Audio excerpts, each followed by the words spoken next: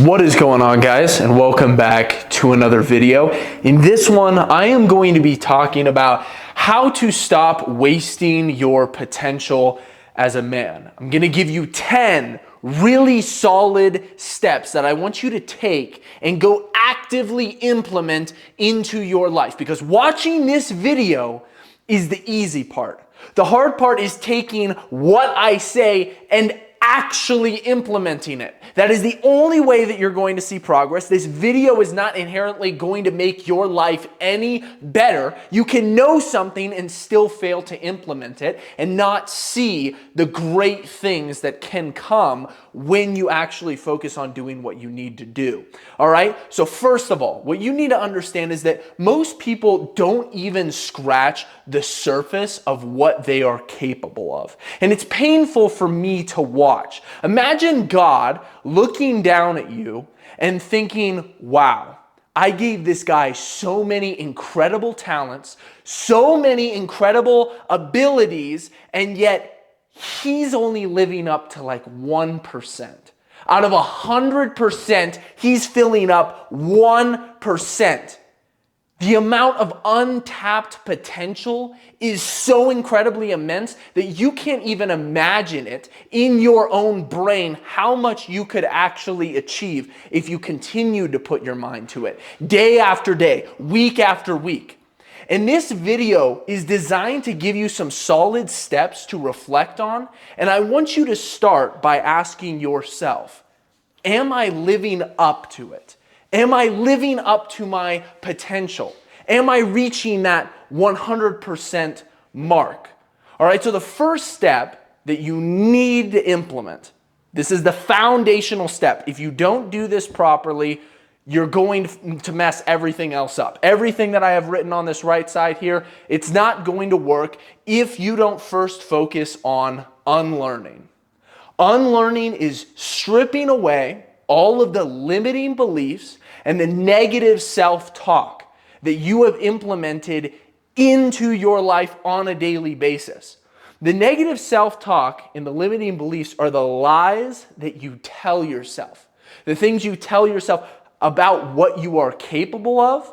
You may look like, oh, I'm just bad at this specific thing. Or I can't do that because I'm not this way. Or I can't do that because I don't live here. Or I don't look like this.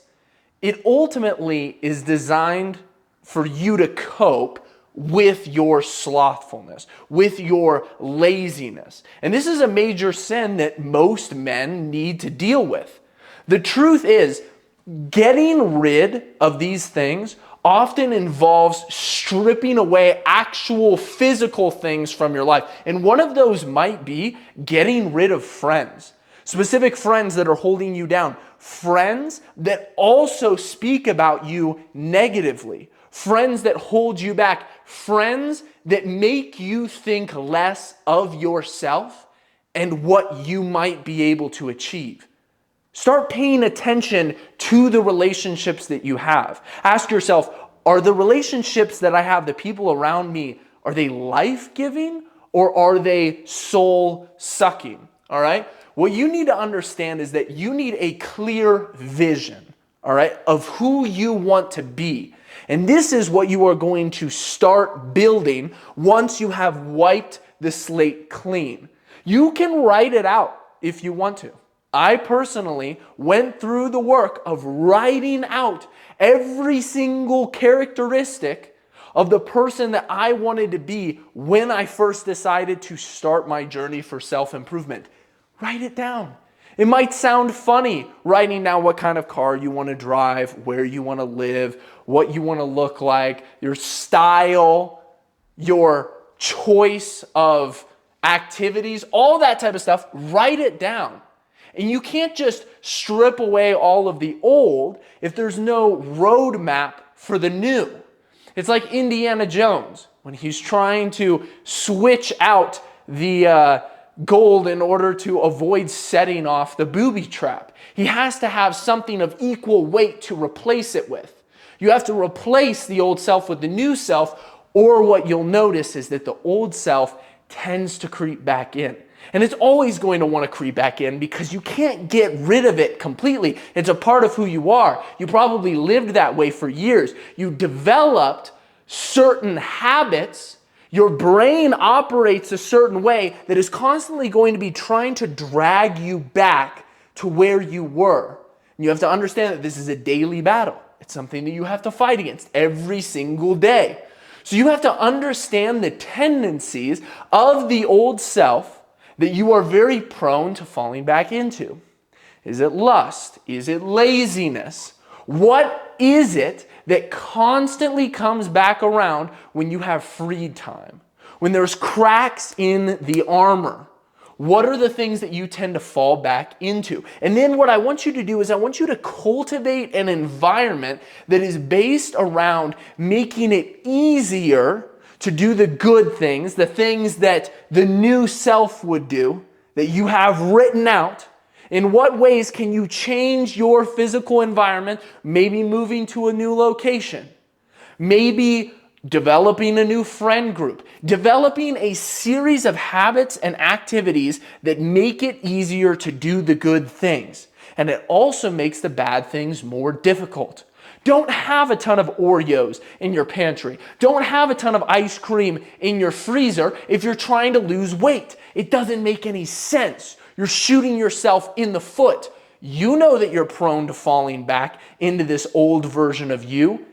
You need to make sure that those habits stay as repressed as possible so that the new self can actually start to take shape. Number 3, force yourself into positions of leadership and responsibility. This is so incredibly important. I really wish that I understood this earlier because the truth is a lot of us avoid leadership and responsibility actively, even though it's being offered to us in so many different opportunities. But we choose to kind of be blind to it because along with more power comes more responsibility, comes more work. I'm not sure if I'm cut out for that. Those are those limiting beliefs creeping in once again, and so you decide to take a different course. And oftentimes you make some really, really good excuses for yourself in the process. Oh, I'm just too busy for that right now. Oh, I don't even want that new position at work because I'd have to pay more attention, or I'd have to learn this whole new skill. Do you understand how destructive that is to continue thinking that way, to continue pushing off the responsibility and the leadership? That is exactly what's going to make you grow. If you were born a man, you were born a leader. I don't care if you don't think that you have good social skills. I don't care if you're not good at public speaking. If you were born a man, you were born a leader. So you have to continue to get better in these aspects, all right? This is going to force you to grow, and I want you to understand something about yourself, something about all humans. That is, you perform your best when your back is against a wall.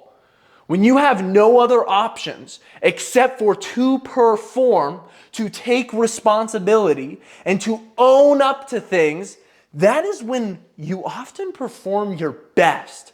Why is that? Because that leadership, that responsibility is being forced upon you. You're being forced to grow. You don't have any other way about it. So put yourself in situations where you are locked in.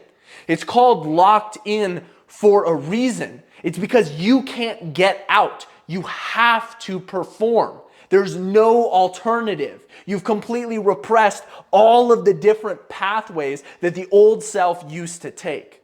All right, number 4 is going to be start taking more risks. This comes along with the last point. Start betting on yourself, on your own intelligence, and on your own work ethic. All right? When you learn, hey, I can bet on myself, you just have to start thinking further into the future.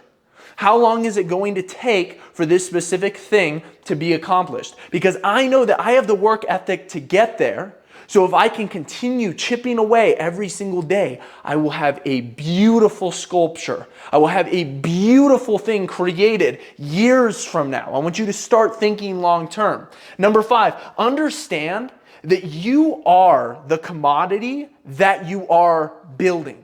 So every single piece of struggle, every problem that you run into, remember, It's not the problem getting fixed that is ultimately benefiting you. It is the fact that you are the one that is solving the problem. You are the commodity. You are the Swiss Army knife. You are building up a resume of different things that you have done, making yourself more valuable.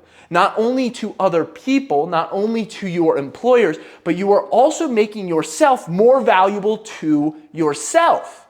Because you're betting on yourself and you're betting on your own work ethic. So now those tasks that you've set for yourself that are years into the future, now you have more skills in order to get them done better and get them done faster. Number 6, identify all of the energy vampires that exist in your life. So I'm talking about the things that are sucking the life out of you. What are the things that are just draining you of the will to live? Sometimes it looks like other people that you are surrounding yourself with. Sometimes it looks like other activities, like doing things like drinking. Like on a Friday night, you think, oh, I'll just go out and do this. It's one day out of the week. It's not that big of a deal, Brandon. It's not that big of a vice. But then you get crappy sleep on Friday night. And then Saturday morning rolls around and you're hungover and you're like, oh my gosh, I don't feel like doing anything. My brain is not working properly. And then that bleeds into the whole next day. And then come Sunday, you've got to go to church. And then Monday, you're like back on your work grind again. And you feel like crap because you didn't get a super restful weekend. And now you're just going through the entire week in the motions. I don't want you living life like that. That's no way to continue progressing towards these goals that you have set for yourself. Get rid of the energy vampires. No matter what it is, realize what is draining it out of you. Number 7, change your physical looks. All right, whether this has to do with exercising regularly, dieting in order to get leaner, training hard in the gym to build muscle, or just have to do with your hair. Maybe it has to do with dressing differently, because the truth is, when you do these things, it signifies change. And every time that you look in the mirror, you notice that you look different. A lot of the times when people come to me for fitness coaching, I recommend that they change their hair. I recommend that they start putting a little bit more thought into the way that they're dressing, the way that they're presenting themselves, even the way that they are speaking. It's so incredibly powerful to start acting like someone new. So many people say, they say I like. Some people talk really, really quietly and you can barely hear them. I want you to become more imposing. I want you to change up who you are, the things that you thought were part of you, but they're actually not. You just started like living that way because of all the experiences that you've had in your life. A lot of these things aren't actually you. A lot of it is a facade that you've kind of put on because it makes going through life very, very easy. Because now other people look at you and they see something specific. They see an image that you have crafted in order to be a certain way. It's actually not you. You can be way more confident. You should be way more confident once you start putting the work in. So what this does is it creates this awesome cascading effect where your physical is changing and your mental is also changing. The activities that you're doing, the habits that you're doing, everything is changing at the same time, building up momentum, pushing you where you need to go. All right, so change your physical looks. Number 8 is going to be pray for purpose. Most people choose to ignore purpose because it comes with sacrifice, just like responsibility. Just like taking on a leadership position, it takes more work. So people choose to avoid purpose. They don't realize that their purpose comes from doing those difficult things that they don't actually want to do. Number 9, find what seems to bring you life. All right, so identify your energy vampires, but also identify your energy givers, your life refreshers, renewers. Become an expert at what is giving you life. What topics tend to fire you up? What things do you feel passionate about? All right? But I also want you to understand this, guys, because the truth is a lot of people are in a state of dopamine depletion because they're constantly scrolling. They're doing all these things that are tied in with the old self and they can't find joy in anything. Like I know people, they legitimately say, Brandon, I feel like I have no hope. I feel like I have no purpose. To start off in that position is brutal. And you probably need a dopamine detox. So understand that it doesn't always happen this way, where you find something that brings you life and then you get to become an expert at it. Oftentimes, we have pressed that dopamine button so many fucking times that nothing brings us joy. So then what your alternative is to dopamine detox, and then you will get good at something. You have to force yourself to continue working towards something, and then it will start to give you energy in life once you start executing it. Once you are good at something, you will enjoy doing it a lot more. Trust me, all right? So remember to do all of these things, all right? Find what gives you life, identify what's sucking your energy, change your physical appearance, pray for your purpose, start taking risks, understand that you're the commodity that you're building, force yourself into positions of leadership and sacrifice, understand the tendencies of the old self that tend to creep in, and understand that you need a clear vision of who exactly you want to be and start wiping the slate clean. Hopefully you guys enjoyed this video. Make sure to drop a like down below, drop a singular thumbs up in the comment section, and I'll see you all in the next one. Peace.